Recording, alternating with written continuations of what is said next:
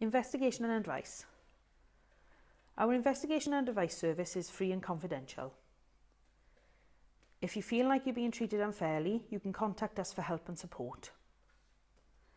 Our staff can either point you in the right direction of other organisations, or in other circumstances we can look at individual complaints.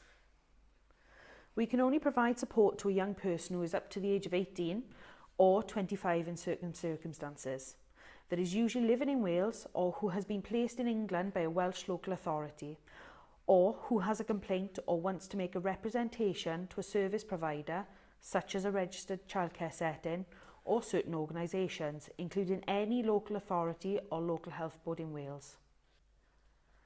We cannot become involved with any legal proceedings, including court cases and decisions made by Cafcas Cymru, offer an emergency service or offer any counselling services ourselves. We make sure we keep the information you share with us private, unless we think you or another child or young person is unsafe. We then share the information with other organisations that can help protect you.